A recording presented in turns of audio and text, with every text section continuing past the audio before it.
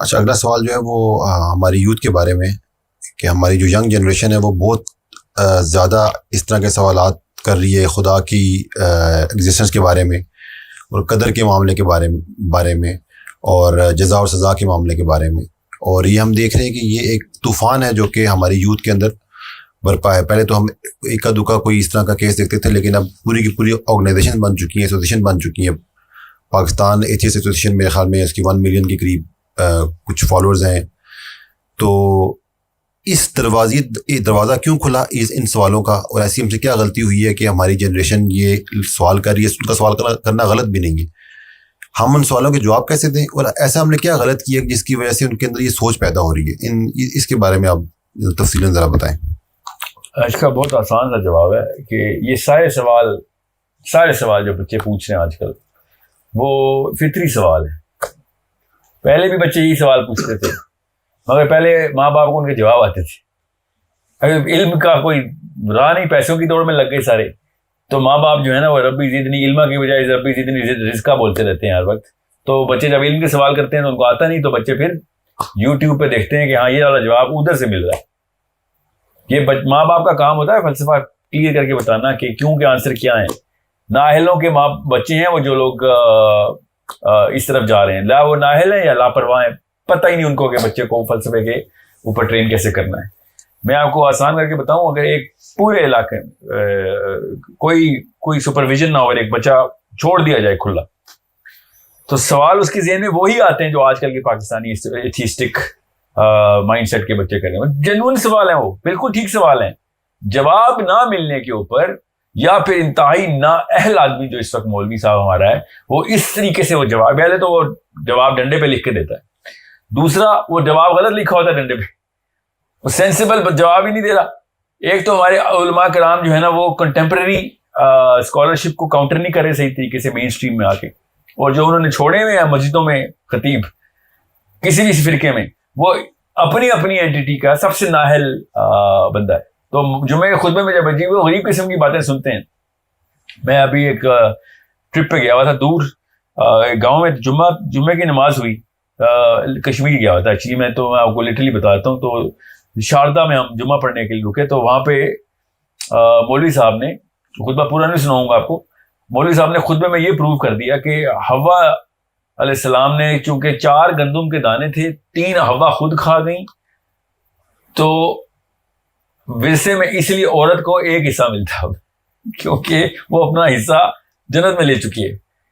یہ حالات ہوں اگر پاکستان میں مسجد کے خطیبوں کے، تو ان کے بچوں نے جب یوٹیوب دیکھنی ہے تو وہاں پہ دیکھنا ہے کہ فائن مین اور Brian Greene and Neil de Grasse اس طرح کے سوال کریں. اور ہمارے جو عالم صاحب ہیں وہ اس وقت بتا رہے ہیں کہ جا کے عورتوں کو ڈنڈے مارو کیونکہ انہوں نے اوپر حصہ کھا لیا ہمارا، 2 دانے بانٹے نہیں، 3 حصے خود کھا گئی، تو اس لیے ان کو دنیا میں سزائیں دو. تو ظاہر ڈسوننس کریٹ ہو جائے گی. نااہلوں کے ہاں اس طرح کے مسائل عمومی ہیں. یہ سوال اتنے فطری ہیں کہ ابو حنیفہ بھی ان کے جواب دے رہے تھے، شافعی ان کے جواب دے رہے تھے. مامون رشید کے دور میں جعفر صادق نے جو مناظرے کیے ہیں دہریوں کے، مامون رشید کے دور میں کہاں سے آ گئے جعفر صادق؟ مامون رشید کے دور کے جو علماء ہیں وہ بھی دہریوں کے مناظرے ہوتے رہے، مگر پچھلے کوئی 800 سال کی ہسٹری میں تو دہریوں کے سوال ہمارے پاس ہیں. پچھلے 800 دہریوں نے اللہ کے نبی علیہ السلام سے بھی سوال کیے ہیں. سو دیر از سو مچ ہسٹری. اس کا مطلب ہے ہمارے بچے نے پہلی دفعہ کوئی نئے سوال نہیں لیا، یا پھر ریچرڈ ڈاکنز کا کوئی کام نہیں ہے اس میں. It is not something new and it is not something which is going to happen for the last time now. یہ ہمارے institution of the masjid is weak, institution of the house is even weaker.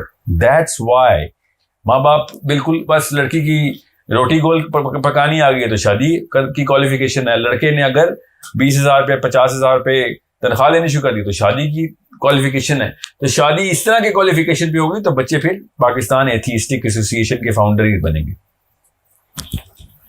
اچھا، یہ بات تو آپ کی سمجھ میں آ گئی کہ یہ سوال ازل شروع سے ہی لوگوں کے ذہن میں آتے رہے ہیں، حضور صلی اللہ علیہ وسلم کے دور میں بھی تھے.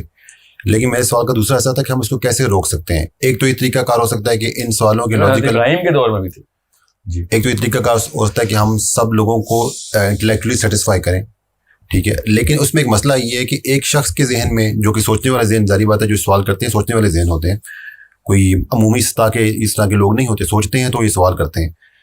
وہ سوال بھی کرتا ہے لیکن اس کو پھر ایسا پلیٹ فارم بھی مل جاتا ہے جس کے ذریعے وہ ان لوگوں کو جن کے ذہن میں یہ سوال نہیں ہوتے ان کے دماغ میں بھی سوال ڈال دیتا ہے. اب یہ ان کی جو اسٹرینتھ میں اضافہ ہو گیا، ٹھیک ہے، کیونکہ وہ جس طرح کہ آپ نے پتہ ہے ہیرارکی میں جو زیادہ تر لوگ ہوتے ہیں وہ فالو کرتے ہیں. تو اگر آپ دہریت کو پروموٹ کریں گے یا ایتھیزم کو پروموٹ کریں گے تو سوچ گیں گے ہاں سوال تو ٹھیک ہے بھائی، اللہ تعالیٰ نے کیوں بنایا، جزا سزا کیوں ہے، قدر کا معاملہ کیوں ہے. اب وہ پھر ایک قسم کا سوڈو ایتھیسٹ بن جاتا ہے. تو اس کو روکنے کے لیے کیا ہمیں ان سب کو انٹلیکچولی سیٹسفائی کرنا چاہیے، یا میرے ذہن میں جو دوسری بات آتی ہے کہ اللہ تعالیٰ نے دین اسلام کو قائم کرنے کی بات کی ہے، تو جب اگر ایک جگہ پہ ریاست میں اسلام قائم ہوگا تو کم از کم وہاں پر ان لوگوں کو پروپوگیٹ کرنے کی اجازت، ان کو جواب دیں جو سوال کرنے والا ہے، لیکن ان کو دہریت پھیلانے کی اجازت نہ ملے. تو اس کو روکنے کا صحیح طریقہ کیا ہے؟ یا پیرلل میں دونوں کام کرنے ہیں، انٹلیکچوئل سیٹسفیکشن، لاجیکل آرگیومنٹ، قرآن کے ریفرنسز، ٹھیک ہے، دلیل، یا دوسرا کام ساتھ یہ بھی ہونا چاہیے کہ یہ کم از کم پروموٹ تو نہ کر سکے نا اس فالس عقیدے کو، عوام کو بھٹکائے نا. بات درست کی آپ نے کہ دین نافذ تو کرنا پڑے گا، یہ معاملہ خود ہی ختم ہو جائے گا دین نافذ ہوتا ہے. مگر ہمارے پاس اینڈ آف ٹائمز کی حدیث موجود ہیں، ہم نے ابھی اگلے کچھ سالوں تک تو کچھ دین نافذ کرنے کا معاملہ نہیں نظر آتا. تو جو رہی بات باقی کا جو ہائرارکیکل میٹرکس ہے وہ پروپیگنڈا یہ پھیلا ہی رہا ہے، تو ظاہر ہے پھر ہم تک پہنچے گا تو آگے سے کوئی روک تھام کے بھی کوئی وہ نہیں ہے. اتنی آسان سی بات ہے کہ اگر ایک پاکستان میں یا ایون مکہ کے اندر بیٹھ کے بھی ایک ایتھیسٹ اپنی پروپیگنڈا کرنا چاہتا ہے تو وہ کر سکتا ہے سوشل میڈیا پہ. Nobody can stop him technically. Political enforcement ہوگی تو وہ کوئی پراکسی لگا کے کسی اور وی پی این کے تھرو، کسی انٹرنیشنل ویب سائٹ کے تھرو یا چینل کے تھرو چلا لے گا اپنا کام. So it is not something that is a mistake we can just pin to somebody in particular. میں صرف ماں اور باپ کے اوپر ہی ہر مسٹیک کو پن اس لیے کرتا ہوں کیونکہ یہ رجحان ہوتا ہے نا، رجحان یہ مومنٹم سے ہوا پکڑتا ہے، وہ مومنٹم گھر میں توڑنا پڑتا ہے. کیسے؟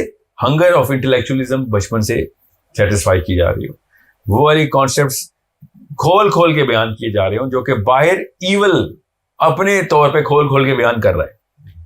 میں نے کئی دفعہ کہا ہے کہ اگر ایک بندے کو اور ایک خاتون کو 30 سال بعد کے دنیا کے پولیٹیکل اور تھیولوجیکل ایشوز کا نہیں پتا تو ابھی شادی کی عمر نہیں ہوئی آپ کی، آپ بچے نہیں پیدا کریں گے. سوری، اب ہمارے دور میں جتنا بھی ایتھیسٹک معاملہ ہے جو بھی آگ پکڑی ہے، یہ 60s کی جنریشن کو اس بات میں پتا ہونا چاہیے تھا کہ آگے جا کے کس لیول پہ معاملہ خراب ہو سکتا ہے.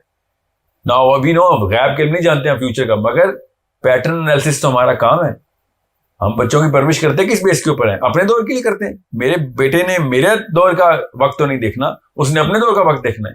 میرا کام ہر وقت اگلے دور کے اوپر نگاہ رکھنا ہے، اس کی پریپریشن ابھی سے کر کے دوں. ابھی ایتھیزم کا دور ہے، آگے دیکھتے ہیں کیا آئے گا. ابھی دیکھتے ہیں، open the work shops in side your house and try and draw a lot of patterns کہ میں نے اپنے بچوں کی تربیت میں کیا کیسی چیز ڈالنی ہے جو اس کو آخرت میں نقصان دیں گی کیونکہ دنیا میں پھیلی ہوئی.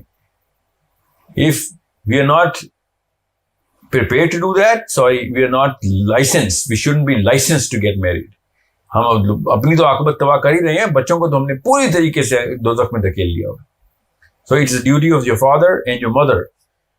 دوسرا جو پیرالل انسٹیٹیوشن ہے وہ دین کا آپ نے کہا تو وہ مسجد کا نظام ہے.